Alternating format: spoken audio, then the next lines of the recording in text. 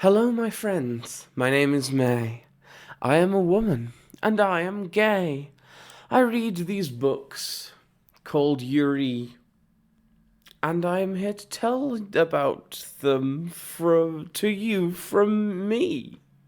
This is Common Sense Monster by Warugi Wanai and Shinobu Shinotsuki, and it's good, and I'd like to talk to you about it because I read it today, and let me tell you, it's some gay shit. It's some Yuri. This is homosexuality. Okay, first of all, I'm recording this for a second time because I accidentally recorded it the first time in fucking iframe format because this camera is new and I don't know what that is and I couldn't find it on the thing, so I have now got to re-record the whole thing. And yeah, but Common Sense Monster is a Yuri manga that was published in English this year, and I'd like to talk about it because I thought it was good and I have thoughts on it. It is about Ito.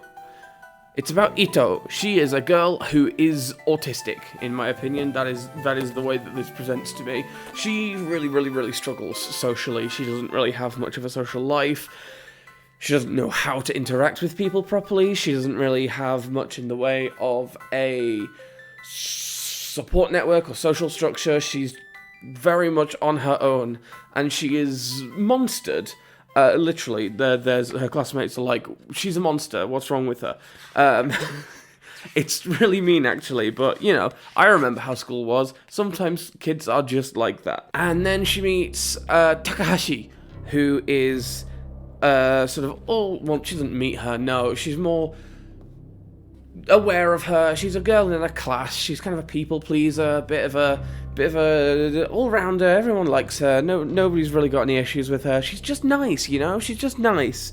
And she bumps into her in a cupboard, and in that cupboard, she is eating and killing one of their teachers. Just like a big worm sprouts out of her head and gulps up this one poor teacher who is, let's be real, a creep.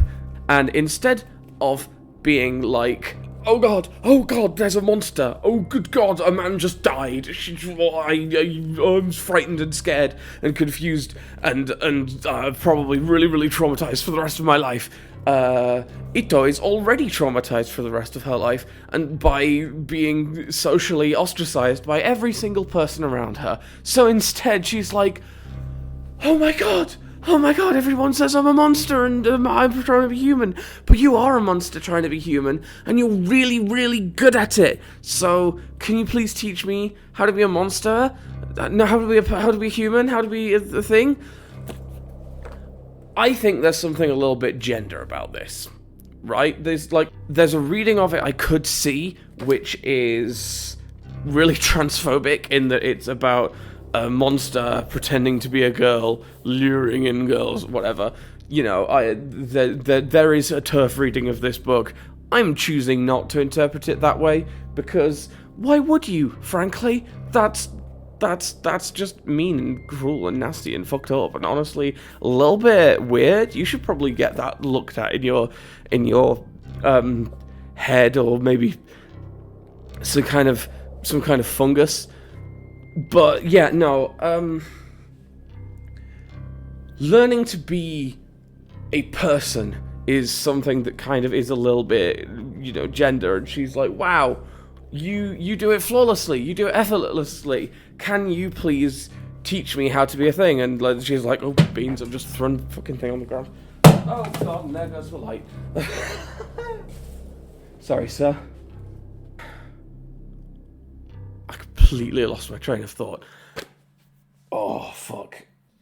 She feels alienated, right? She feels seen for the first time by her classmate, who is a literal monster pretending to be a human, because everybody treats her like a monster pretending to be a human anyway, and failing. So to see a monster who's successfully pretending to be a human is revolutionary to her. It's like, oh my god, how on earth, please, can you help me? And she's like, girl, I'm gonna kill you. I am going to kill you. You have seen me as monster.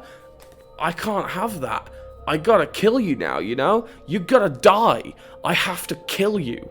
And And she's like, oh, but, like, can you not, though? Can you teach me? Can you be like, please, a little bit?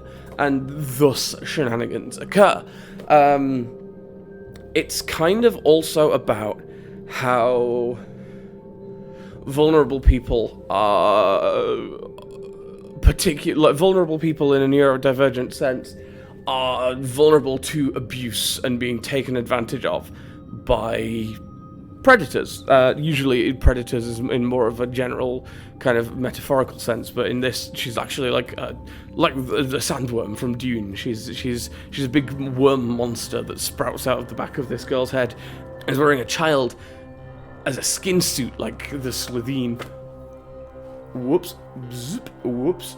And it's compelling to see these two work together to teach Ito, for Takahashi, who is the girl with the worm, to teach Ito, who is the girl with the brainworms, to be more of a normal person.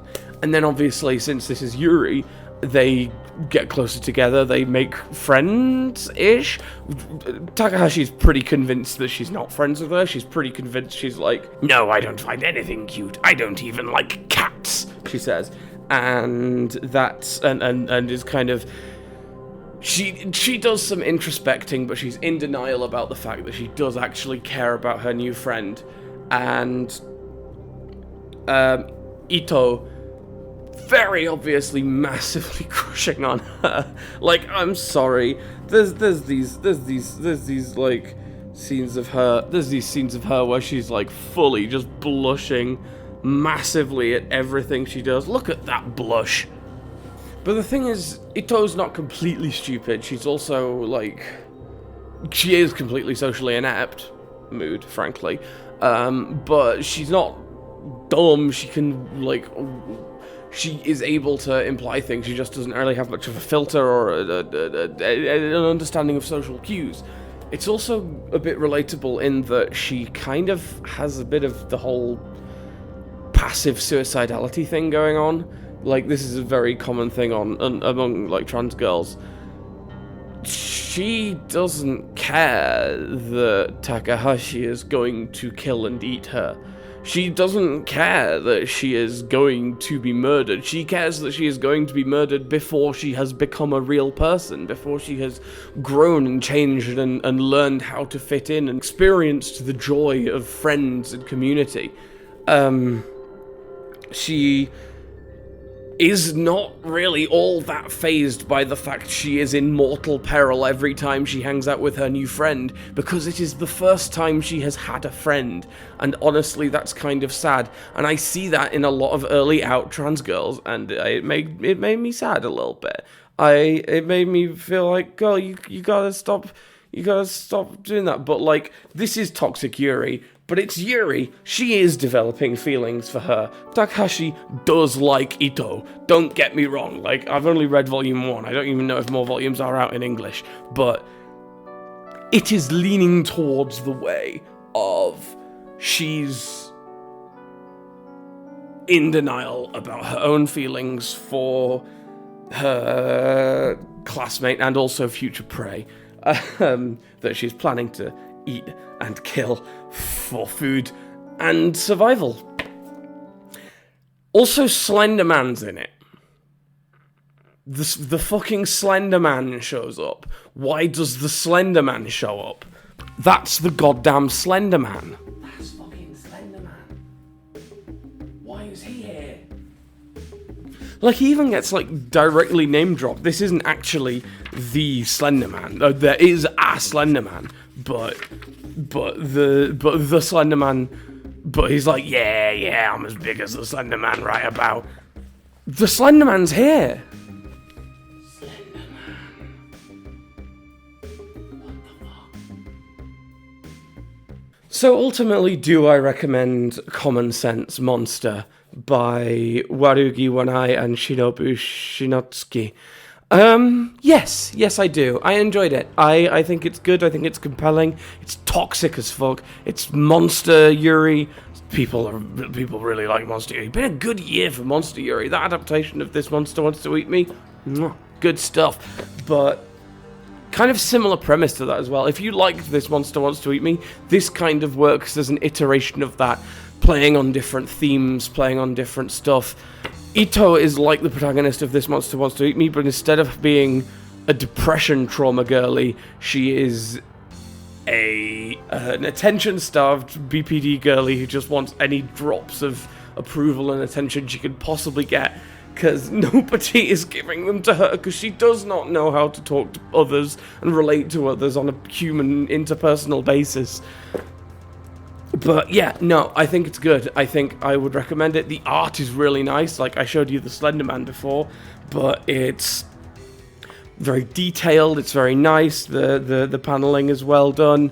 There's a character, Ito's grandma.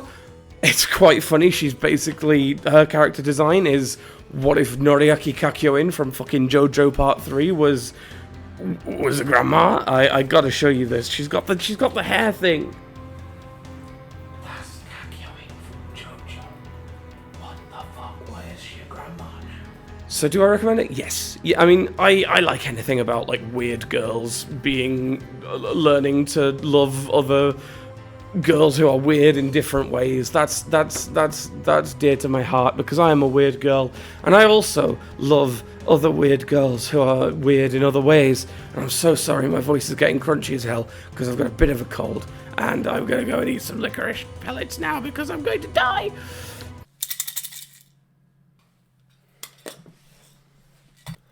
It does come with some content warnings, though. Fair goddamn warning. Content warning for you. There is some implied sexual threat. Some kind. Early on, there is, obviously I mentioned suicidality. There is a lot of blood. There's some self-harm. It's toxic Yuri. It's about an abusive relationship. I don't know. Also, there's a Slender Man in there. That's pretty funny. But if you're not a fan of the Slender Man, maybe don't watch. But yeah, no, that's Common Sense Monster. I hope you pick it up if it sounds good to you. I recommend it.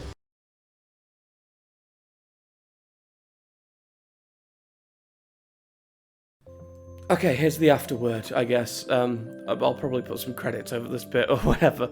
But, yeah, no. Hi, I'm May again. I'm recording this on Christmas Day, 2025. I've had to do some pretty significant reapplying of my eyeliner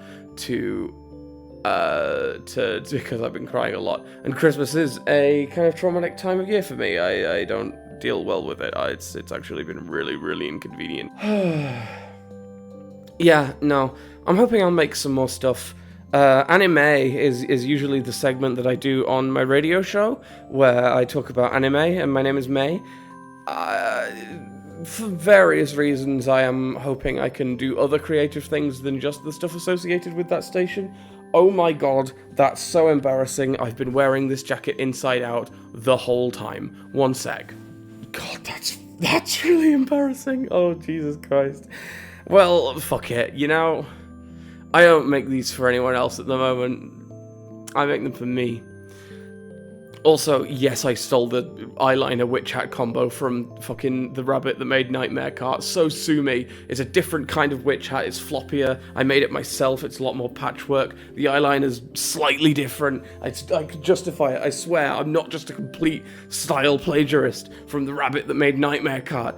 I also stole things from other people, and I don't own nearly as many belts. I'm hoping that this will be a good thing for me to be doing, making videos like this. This is the first one I'm making with this camera.